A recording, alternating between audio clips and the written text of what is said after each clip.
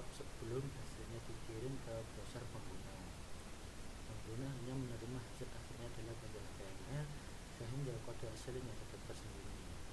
Untuk yang client-side yaitu langsung diunduh dari server dan dieksekusi langsung dari browser milik pengguna.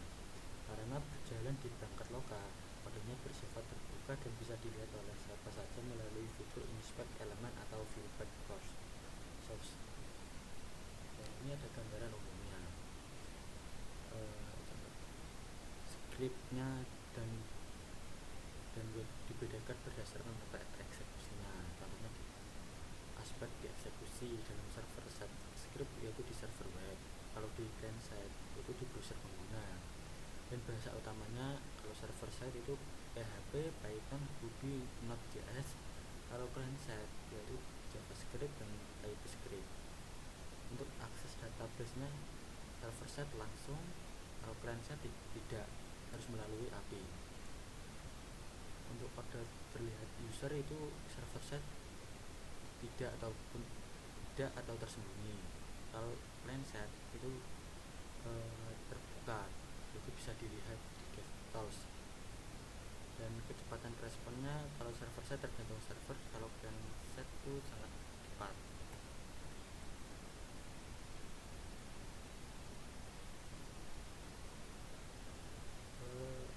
Selanjutnya itu server side deskripsi dan fungsi. Script yang dieksekusi di sisi server sebelum hasilnya dikirim ke browser pengguna. Pengguna hanya menerima output HTML, tidak bisa melihat kode aslinya. Fungsinya yaitu autentikasi dan otoritas agar memverifikasi login pengguna dan mengatur akses ke halaman atau fitur. Yang kedua, koneksi database untuk mengambil, menyimpan, mengupdate atau menghapus data dari database. Selanjutnya yaitu pemrosesan logika bisnis, untuk menghitung, memvalidasi, dan memproses data sebelum dikirim ke user. Dan selanjutnya itu pengiriman email dan notifikasi, mengirim email konfirmasi, notifikasi sistem, laporan otomatis. Yang selanjutnya itu kegunaan dan bahasa server side. Server side berfokus pada otak aplikasi seperti autentikasi user, pemrosesan logika bisnis berat, pengiriman email, dan pengelolaan data server. Dan ini pun contoh kodenya.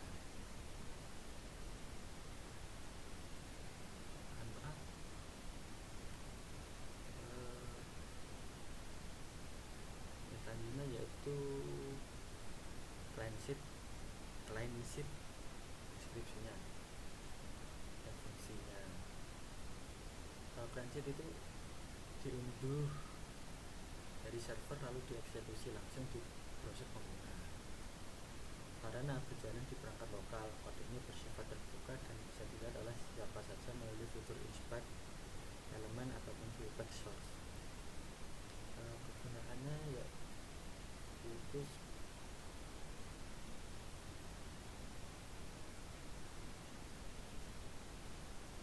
berfokus pada pengalaman pengguna, user experience seperti membuat animasi, validasi formulir instan sebelum dikirim, manipulasi tampilan, halaman secara dinamis tanpa reload, serta fitur seperti dark mode.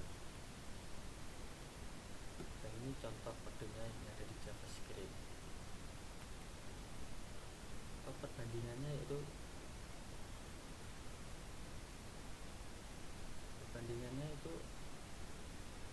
seperti tempat eksekusinya untuk server set di server dan pengguna berasal ada di browser pengguna.